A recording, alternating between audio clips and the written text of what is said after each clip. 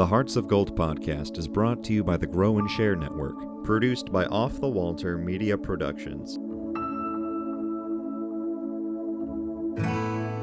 Welcome to Hearts of Gold.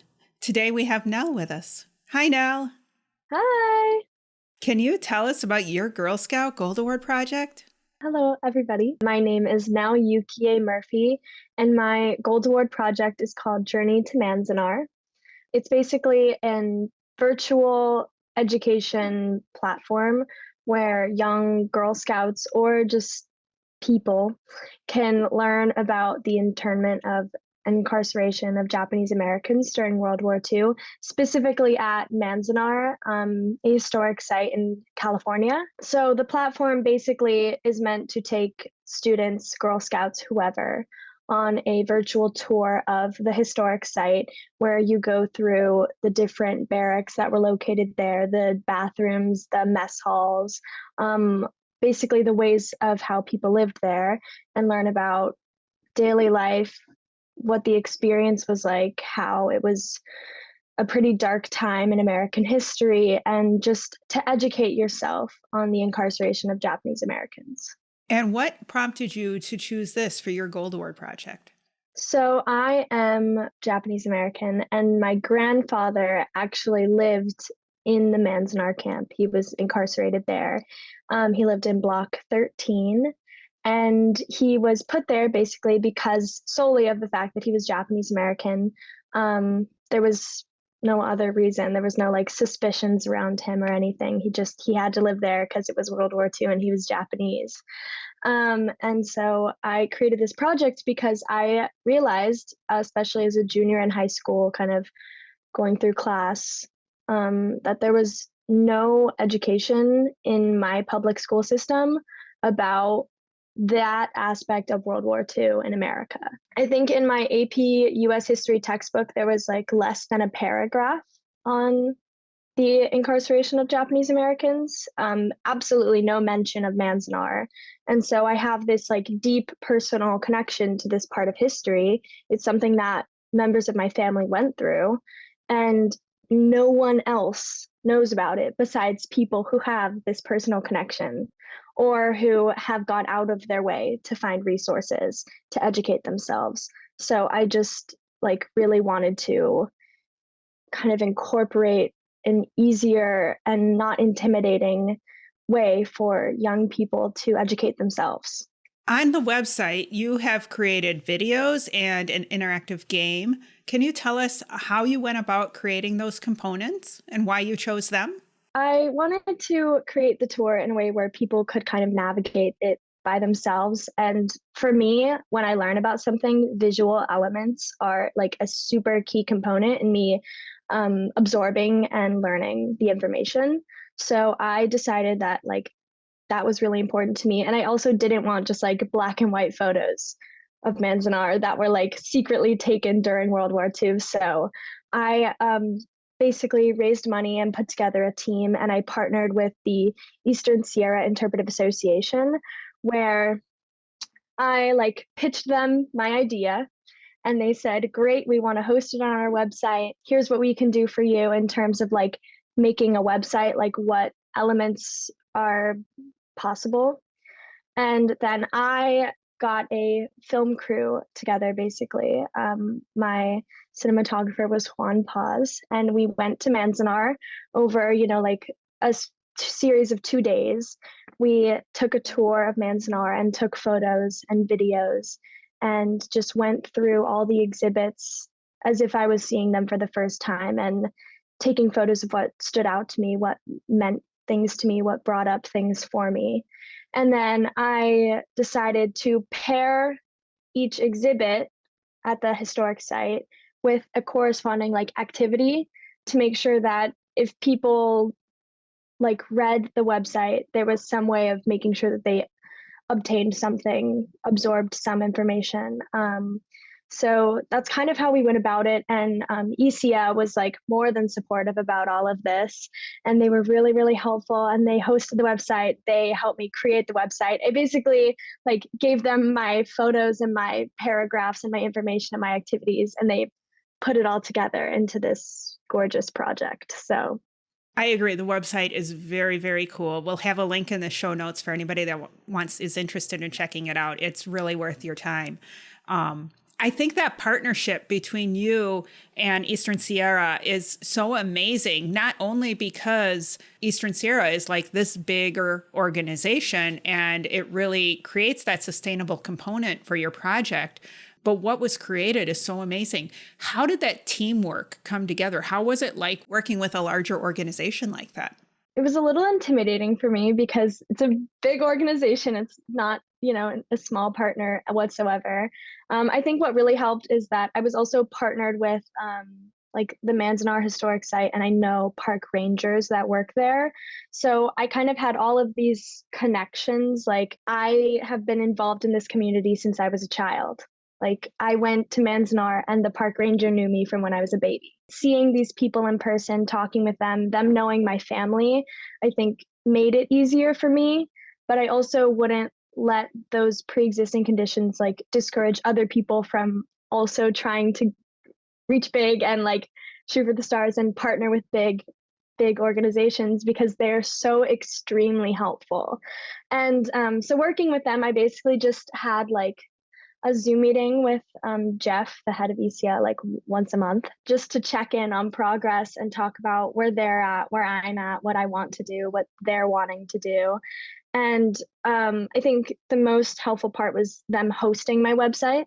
So, I did my part and then I could give them my resources and they could use it. I was kind of communicating with one specific person in ESIA. I wasn't trying to like go to big board meetings and talk to everyone, which made it a lot easier. And I think the most key component was probably just our communication back and forth. So you mentioned that because you have been so involved in the community for so long, you had some connections there. And I really appreciate that because as Girl Scouts consider their Gold Award projects, it's really important to consider those connections that you may not even recognize. What kind of feedback did you get from some of those park rangers that you've known so long when you did this as your project? They were immediately interested in my project because projects like this don't really come around very often. There was nothing I had to do to convince any of those park rangers that this was a good idea. Like they just knew. And so that was lovely. And in terms of feedback, they really helped me with making sure my content was accurate and respectful. Telling me like vocabulary that I should or shouldn't be using, like what is the correct way to honor the people that went to these camps as opposed to like exploiting. And so they were extremely helpful with that. And the feedback was just like all positive, really. Like it was a completely positive experience with them. They were so helpful, so understanding, so caring because they care about this project as much as I did. They had this immediate interest and we had this mutual understanding that this is something we wanted to do together. And so it was all positive, I would say. You mentioned your film crew. What efforts did you have in order to put the films together? How did you bring that team together? You mentioned fundraising. What were all those components and how did you bring them together? Film crew is like just the one person, Juan. Love the guy, is like a family friend, I suppose. So that's another just connection I was able to use.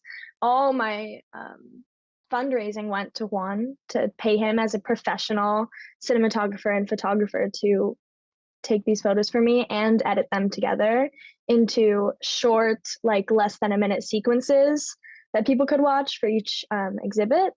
So the fundraising was I guess just a letter campaign. I wrote letters to people who are Japanese American and I know support this cause, or my friends and my family who I know like are interested in what I'm doing, and then just people I know who probably like should learn about it. And if you don't get responses from everybody, you don't get responses from everybody, but I ended up raising enough money to afford Juan. Like I said, we went there, we took all the photos together, we went through them. There were like so many I couldn't even keep it together in my head. So he organized them. And then we kind of went through what I liked, what I didn't like, what stood out to me. And then he edited those sequences. And then we sent them to Isia for the website. So you've mentioned Juan and Isia. Who else was on your team and how did they help you? The other big supporter I would bring up is Elisa Lynch, who is the park ranger, who I knew at Manzanar.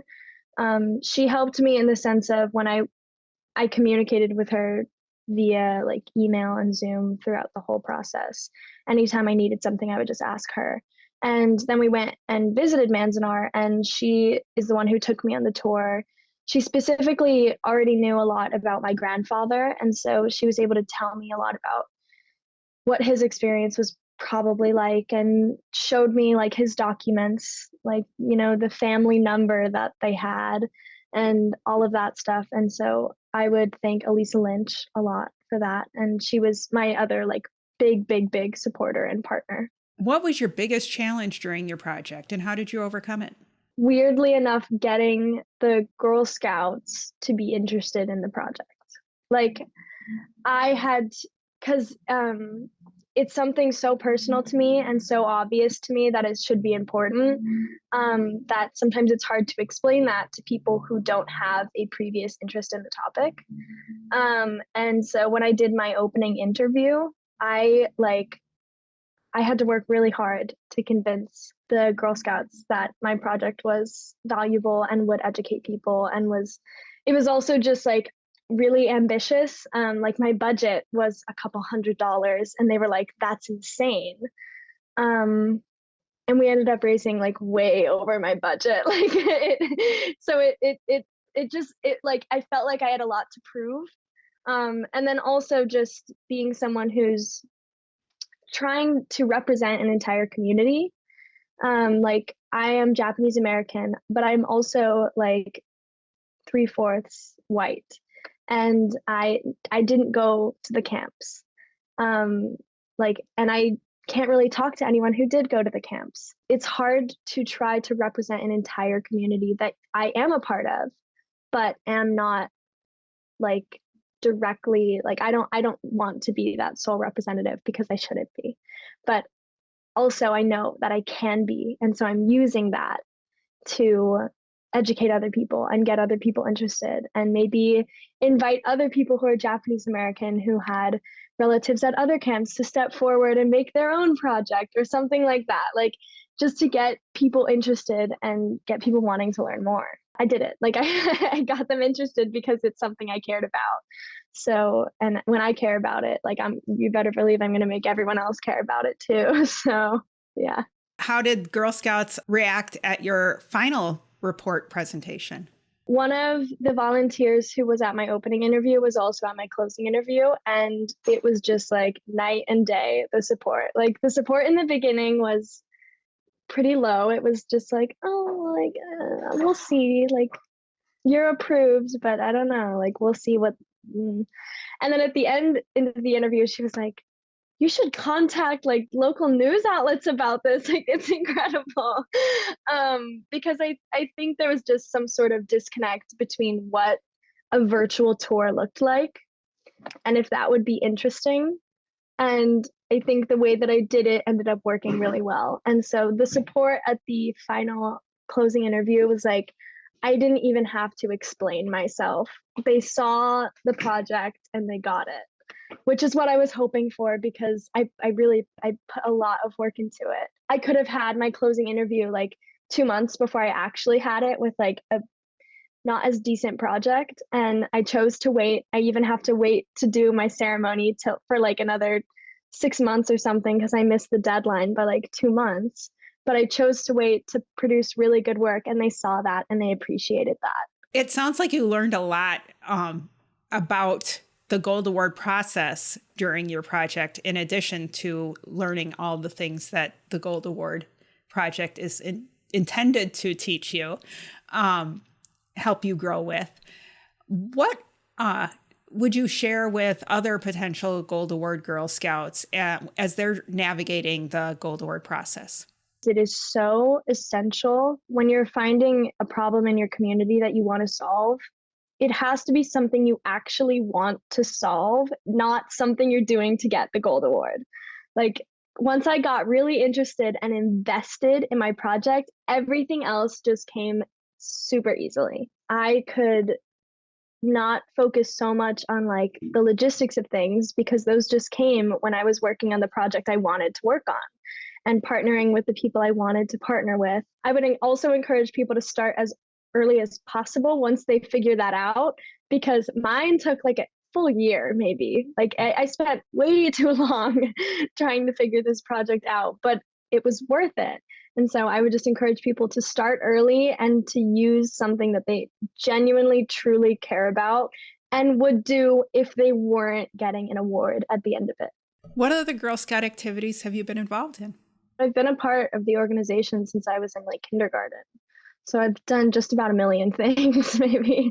My favorite thing to do with the Girl Scouts is camping, specifically like the camping where we went to a beach, I think, and we did like beach cleanup and then we camped, or camping and then we went and saw Manzanar, or just all of that stuff. And then love selling cookies every year. It's like my favorite time of year when cookie season rolls around. The other big projects I guess I did were the bronze and silver award.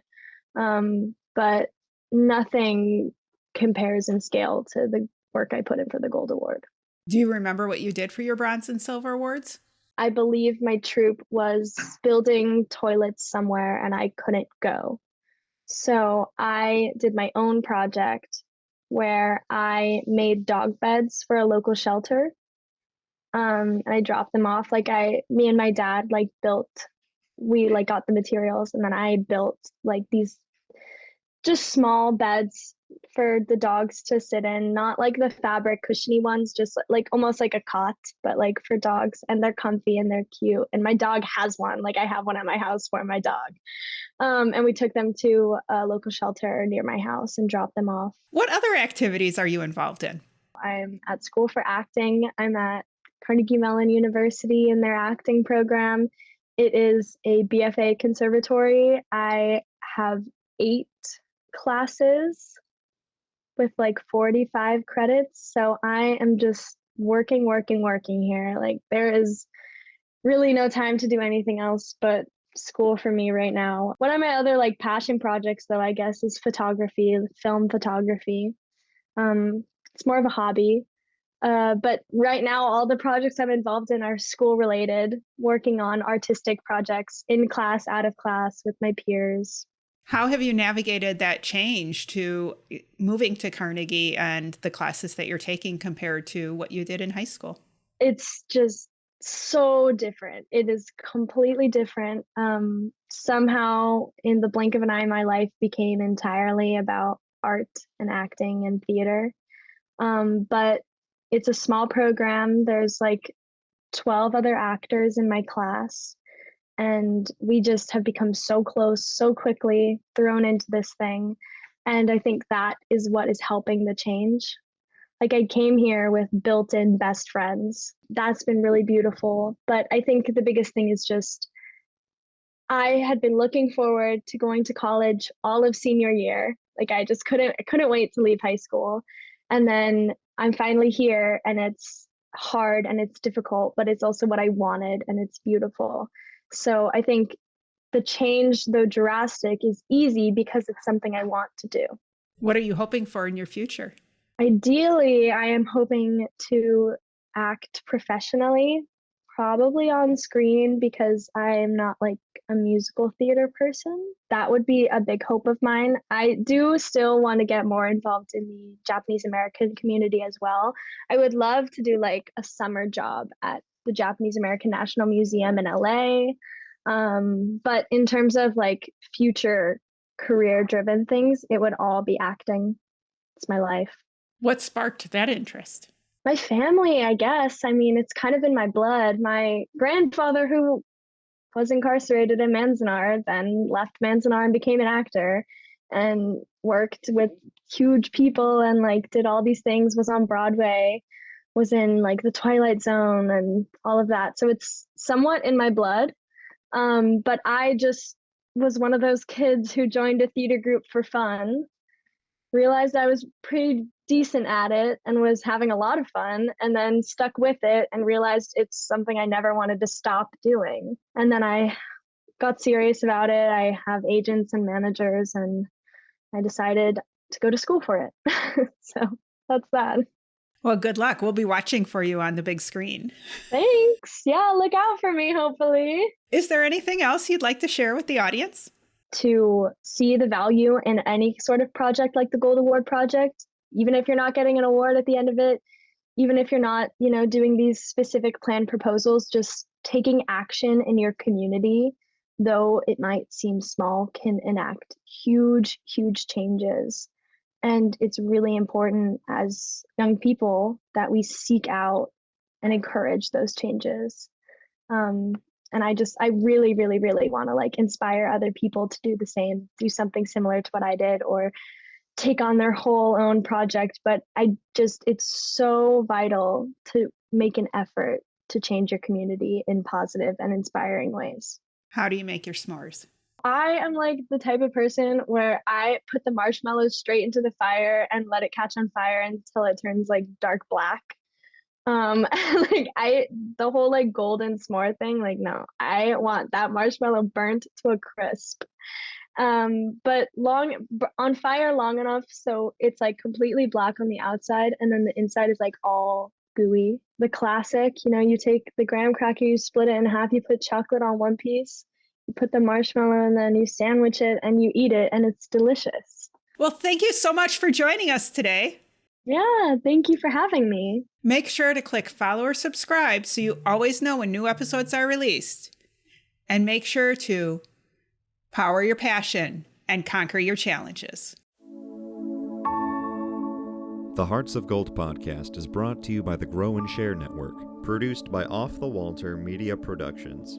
Thank you for listening and spreading the word on what we do. If you want to share your story of how you earned your Gold Award, reach out and send an email to growandsshare@outlook.com. Be sure to listen to the newest episodes on your favorite podcast app, as well as view the full video episodes on youtube.com/Cheryl M. Robinson. That's youtube.com/Cheryl, the letter M, Robinson. Take care, and we'll see you next time.